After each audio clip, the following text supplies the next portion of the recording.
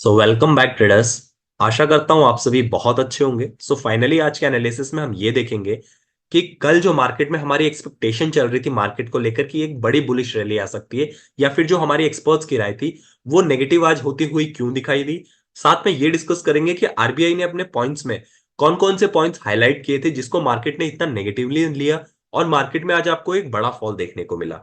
देखिए, सबसे पहले क्या होता है कि थोड़ा सा मैं एक्सप्लेन करता हूं आपको कि एमपीसी जो कि मॉनेटरी पॉलिसी कमेटी होती है, ये एक ऐसी कमेटी है जिनकी मीटिंग हर 2 महीने में होती है। तो साल में हमारे 12 महीने हुए, साल में 12 महीने हुए तो इनकी 6 बार मीटिंग हुई है। मतलब इनडायरेक्टली मैं ये कह सकता हूं कि साल में ये लोग 6 मीटिंग करते हैं हर 2 2 महीने पे। अब इनका काम क्या होता है? इनका काम होता है इन्फ्लेशन के डेटा को चेक करते रहना। मतलब समय के साथ हमारे देश में या हमारे अर्थव्यवस्था में किसी भी देश के महंगाई बढ़ रही है या घट रही है। महंगाई अगर बढ़ रही होती है तो वो लोग क्या करते हैं, रेट को बढ़ा देते हैं, जिसकी वजह से किसी भी देश की अर्थव्यवस्था को बैलेंस किया जा सके। ऐसे ही रेट अगर घट रहे हैं या अर्थव्यवस्था अच्छी चल रही है तो रेट को घटा देते हैं, ताकि मार्केट में अच्छा कैश फ्लो आ सके और अर्थव्यवस्था में जो है वो बैलेंस बना रहे। तो ये जो इन्फ्लेशन का डेटा आता है इसी पे डिपेंड होता है कि मार्केट में रेट को बढ़ा के रखना है या मार्केट में रेट को घटा के रखना है। अब होता क्या है यहां से फाइनली कि देखिए, हुआ क्या कि एक रेपो रेट नाम की चिड़िया होती है। रेपो रेट क्या होती है? रेपो रेट एक ऐसी चीज होती है जिसमें ये जो आरबीआई है ये पैसे उधार देता है दूसरे बैंक्स को, like HDFC, ICICI, Kotak, SBI. ये जो बैंक्स हैं इन लोगों को जब पैसे देता है आरबीआई तो किस रेट पे देता है? रेपो रेट पे देता है। अभी जो हमारा प्रेजेंट का रेपो रेट है वो है 6.5। होता क्या है, ये सारे बैंक्स जो हैं ये कहां से पैसे खुद लेकर आएंगे? ये जाते हैं आरबीआई के पास कि आरबीआई आरबीआई हमें पैसे दे दो और हम अपना बिजनेस करेंगे। आरबीआई कहता है ठीक है, आप मुझसे पैसे ले जाओ, लेकिन मैं आपसे एक इंटरेस्ट पे पैसे लूंगा, जिसको हम रेपो रेट कहते हैं। उन्होंने बोला आरबीआई ने कि मेरा रेपो रेट 6.5 है, मैं 6.5 की ब्याज दर पे आप लोगों को पैसे दूंगा। तो ये लोग क्या कहते हैं कि ठीक है, आप दे दीजिए। अब आरबीआई जो रखता है उससे इनको बिजनेस करना है तो लेना ही पड़ता है। अब 6.5 पे ये लोग लेते हैं और ये क्या करते हैं, अपने कस्टमर्स को, जो भी आप और हमारे जैसे कस्टमर है, उनको लोन दे देते हैं, एलआईसी करवा देते हैं, और मल्टीपल चीजों में म्यूचुअल फंड है, ऐसे मल्टीपल चीजों में लोगों को उधार दे देते हैं। और यहाँ पे रख देते हैं कि आपको 7% इस पे देना रहेगा, 10% इस पे देना रहेगा।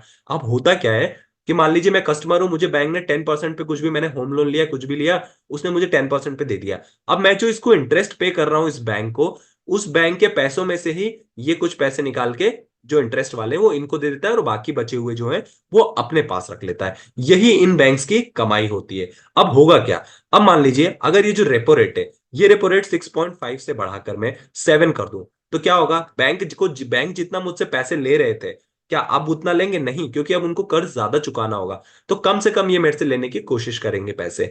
तो अब आरबीआई से कम पैसे लेने की कोशिश करेंगे तो क्या करेंगे? ये कस्टमर्स को भी कम से कम दे पाएंगे। तो होगा क्या कि इनके बिजनेस में जो है जितनी ज्यादा तेजी होनी चाहिए उतनी तेजी नहीं हो पाएगी। और यही यहां पे आरबीआई ऐसा कह दे कि चलिए 6.5 है, इसकी जगह मैं 5% कर दे रहा हूं, तो ये बैंक और खुश हो जाएंगे, बोलेंगे अच्छा 6.5 पे देना पड़ रहा था हमको इंटरेस्ट, अब हमें 5 पे ही देना पड़ रहा है, चलिए हमें और पैसे दे दीजिए। तो क्या होगा, आरबीआई को और भर भर के पैसे लेंगे ये लोग आरबीआई से। और जितने ज्यादा पैसे लेंगे उतने ज्यादा कस्टमर ढूंढेंगे और उतने ज्यादा बांटेंगे। जितने ज्यादा बांटेंगे उतना ज्यादा इनके पास इंटरेस्ट का पैसा आएगा, और उतना ज्यादा इनकी कमाई होगी, उतना ज्यादा ये अपना बिजनेस बढ़ा पाएंगे। तो आई होप चीजें आपको एक समझ में आई होगी। अब हुआ क्या है कि लास्ट जो 6 मीटिंग हुई है ये छठी बार थी जब आरबीआई ने अपना रेपो रेट को 6.5 ही रखा है, चेंज नहीं किया है। इसका मतलब ये होता है कि भारत में जो इन्फ्लेशन का रेट है वो कम नहीं हो रहा है। मतलब जो महंगाई थी वो महंगाई एज इट इज बरकरार है। महंगाई एज इट इज बरकरार है। तो सरकार जो है वो अपना रेट कट नहीं कर पा रही है। अगर सरकार रेट कट कर देगी तो महंगाई और ज्यादा बढ़ सकती है। अब जैसे ही आरबीआई ने ये कहा कि हम अपना रेट कट नहीं कर रहे, इससे ये समझ में आ गया कि अभी जो इन्फ्लेशन का डेटा है वो हमारा वैसे की वैसे ही महंगाई चल रही है। अभी की अगर महंगाई दर मैं बताऊं आपको तो 5.4% चल रही है, राइट? तो 6.5% अगर रेपो रेट है और 5.4 है, अगर महंगाई की दर यहां से 5% हो जाती है तो क्या होगा? रेपो रेट को भी आरबीआई आराम से कट कर सकती है। जैसे ही आरबीआई कट करेगी अदर बैंक आ जाएंगे कि हमें और पैसा दो और पैसा दो। जितना ज्यादा आरबीआई इनको पैसा देगा ये लोग लेंगे, उतना ज्यादा मार्केट में जो है वो पैसे का कैश फ्लो बढ़ेगा। और ये बढ़ेगा तो ऑब्वियस सी बात है स्टॉक मार्केट में पैसा आएगा। यही एक पूरी साइकिल होती है। तो रेपो रेट का घटना यानी इन्फ्लेशन का घटना, रेपो रेट का बढ़ना यानी इन्फ्लेशन का बढ़ना। और किसी भी देश के लिए अगर इन्फ्लेशन बढ़ रहा है, महंगाई बढ़ रही है, तो वो अच्छी बात नहीं है। यहां से हमारे कल जो एक्सपर्ट्स मान के चल रहे थे कि रेपो रेट जो है उसमें कमी आ सकती है, क्योंकि हमारी अर्थव्यवस्था कहीं ना कहीं एक बैलेंस लेवल पर चल रही है। बट जिस तरह से आकर आरबीआई ने यहाँ पर अनाउंस किया है कि नहीं, हम रेट कट नहीं कर रहे हैं, अभी हम इसको सोच भी नहीं रहे हैं, अभी हम कांस्टेंट रख रहे हैं, मार्केट ने उसको नेगेटिव ले लिया। स्टॉक मार्केट के लिए पॉजिटिव न्यूज जरूर होना चाहिए ऊपर जाने के लिए। अगर ये न्यूट्रल रहती है तो भी मार्केट इसको नेगेटिव लेगा, और नेगेटिव रहेगी तो मार्केट इसको नेगेटिव लेगा ही लेगा। आई होप चीजें आपको समझ में आई होंगी कि इन्फ्लेशन रेटा हमारा जो है अभी का वो 5.4 है और रेपो रेट 6.5 है। ये मान के चला जा रहा है कि आज से जब 2 महीने बाद अप्रैल में फिर से मीटिंग होगी, क्योंकि इलेक्शन भी है, तो हो सकता है उस समय लोगों को थोड़ा सा रिलीफ देने के लिए इसका जो एक्सपेक्टेशन है वो 5.4 हो जाए। ये जब 5.4 इन्फ्लेशन का रेटा कम होगा, तो ये रेट में आप कटौती देखेंगे कि ये लगभग 6% हो सकती है या 5% के आसपास आ सकती है। Otherwise last 6 month, last one year से अगर मैं बात करूं, तो हमारी महंगाई दर एज इट इज चल रही है। आई होप चीजें आपको समझ में आई होंगी कि क्यों मॉनेटरी पॉलिसी इतना ज्यादा इंपॉर्टेंट है और रेपो रेट इंपॉर्टेंट रहता है स्टॉक मार्केट के लिए। यही रीजन था कि कल जो एक्सपेक्टेशन चल रही थी, आरबीआई ने जब ये पॉइंट्स हाईलाइट किए कि अभी भी हमारा इन्फ्लेशन कंट्रोल में नहीं है, अभी भी हम रेपो रेट कम नहीं कर सकते, तो मार्केट ने उसको बुरी तरीके से नेगेटिव ले लिया। और जितने भी एक्सपर्ट से जो कह रहे थे उनके पॉइंट गलत प्रूफ होते हुए यहाँ पे दिखाई दिए। इसके संकेत तब भी दो चीजों से मिल गए थे। सबसे पहला ये मिला था कि जब फेड की मीटिंग हुई थी, याद है आपको, 11 फेब के समथिंग, 11 फेब या 10 फेब को हुई थी आई थिंक, और 8 फेब के इसके आसपास हुई थी कहीं पर शायद। तो वहां नो, 11 फेब नहीं, 11 फेब तो अभी आया भी नहीं, सॉरी। आई थिंक जून में 31 जैन के समथिंग आई थी। 30 और 31, यस, 31 जैन के समथिंग आई थी। 31 जैन को जब फेड का रेट कट के रिजल्ट आया था, तो फेड ने क्या कहा था कि हम अपना रेट कट नहीं कर रहे हैं, हम अपने रेट को एज इट इज रख रहे हैं। उस दिन भी मार्केट में एक अच्छा फॉल आपको देखने को मिला था। यही रीजन था कि जब इंटरनेशनली फेड रेट कम नहीं हो रहे, इंटरनेशनली रेट्स कम नहीं हो रहे, रेपो रेट्स, तो फिर कोई भी कंट्री अपना कैसे रेट कर सकती है? क्योंकि डॉलर्स में हर कंट्री के फॉरेक्स रिजर्व जो है वो जो फॉरेन फॉरेक्स रिजर्व जो है उसी पे मेनली कंट्री की ग्रोथ डिपेंड करती है। तो जो इंटरनेशनली डॉलर का फ्लो है, जब वही रेट कट करने को तैयार नहीं है, तो कोई भी एक पर्टिकुलर अपने यहाँ कट करने से पहले कई बार सोचती है। यही एक यहाँ पर अंदाजा था कि मार्केट में शायद रेट कट ना हो पाए। दूसरी चीज ये थी यहाँ पर कि फेड के अलावा आप देखेंगे कि कल जब पोजीशन आप देखते हैं एफआईआई डीआईज के डेटास में, तो उन्होंने भी भारी मात्रा में सेलिंग करके गए थे एफआईआई डीआईज यहाँ पर। तो वो भी एक इंडिकेशन दे रहा था कि बड़े प्लेयर यहाँ पर क्यों सेलिंग किए जा रहे हैं, जबकि एक अच्छी न्यूज आने वाली है। ये दो इंडिकेशन कहीं ना कहीं इंडिकेट कर रहे हैं। बट क्योंकि मिली जुली थोड़ा सा वो था, सबका व्यू था, तो यहां पर प्रेडिक्ट करना मार्केट को थोड़ा सा मुश्किल था। लेकिन एक चीज और थी जिससे आप प्रेडिक्ट कर सकते थे बहुत ही आसानी से। वो चीज ये थी कि जब मार्केट ने 46,000 का लेवल तोड़ा और मार्केट ऊपर जाने लगा, उसके बाद जब मार्केट यहां पर सस्टेन नहीं कर पाया 46,000 पे, मार्केट में 46,000 पे बहुत देर रहा था। उसके बाद हुआ क्या अचानक से कि जब उन्होंने ये अनाउंस किया कि यहां से रेट कट हम नहीं कर रहे हैं, आपको तुरंत यहां से रिवर्सल प्ले कर लेना था बिना ये सोचे, क्योंकि मार्केट उसके बाद थोड़ी देर भले ऊपर रहता बट डेफिनेटली मार्केट नीचे आता। क्योंकि मार्केट की मेन एक्सपेक्टेशन यही थी कि मार्केट में अच्छी न्यूज आए ताकि मार्केट ऊपर जाए। यदि न्यूट्रल व्यू रहा तो भी मार्केट नीचे रहेगा। मैंने आपको हर बार बताया कि मार्केट अगर न्यूट्रल व्यू भी आता है तो मार्केट उसको नेगेटिव ही लेता है। यही रीजन था कि जब ये तुरंत अनाउंस हुआ, क्योंकि जब ये अनाउंस हुआ उसके बाद भी मार्केट 46,000 पे ही ट्रेड कर रहा था, उसी के आसपास। बट अगर आपने यहां से रिवर्सल कर लिया होता अपना ट्रेड, पुट की साइड चले गए होते, फिर आपका बहुत ही अच्छा आज ट्रेड जाता। इवन मेरा खुद का भी बहुत अच्छा आज ट्रेड गया है, क्योंकि मुझे चीजें लाइव मार्केट में कैसे डिसीजन लेना है पता है। और वो उसी से आएगा जब आप चीजों को अलाइन कर पाएंगे एक साथ। आई होप चीजें आपको समझ में आई होंगी।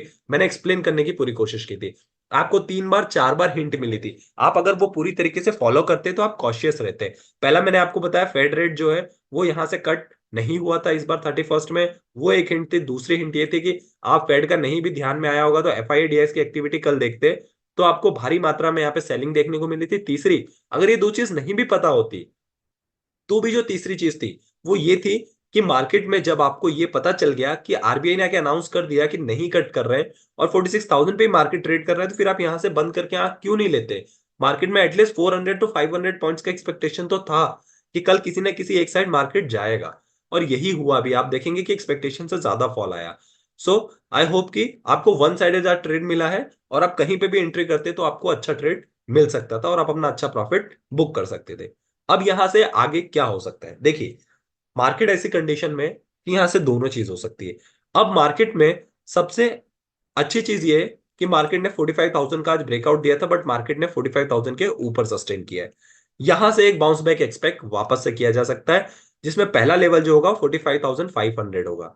बुरी चीज ये है कि मार्केट ने 45,500 का वो लेवल था जहां पर लास्ट 1 मंथ से मार्केट बार बार सपोर्ट ले रहा था और इसका आज ब्रेकआउट होता हुआ आपको दिखाई दिया। मार्केट फर्दर फॉल हो सकता है, बिल्कुल चांसेस है, बट क्योंकि 45,000 के ऊपर दिए तो मार्केट में हो सकता है कि 400-500 पॉइंट का वापस से प्रॉफिट बुकिंग का आपको देखने को मिला बाउंस बैक। और जब आप बाउंस बैक देखने को मिलेगा तो यहां पर वापस से सेलिंग अपॉर्चुनिटी बनेगी। अगर मैं ऐसे आपको डेटास पे ले चलो और वहां पे लेवल्स डिस्कस करें तो देखिए यहां पर क्या होगा कि यहां पर आप देखिए हमारा मार्केट है 45,000 पे, राइट।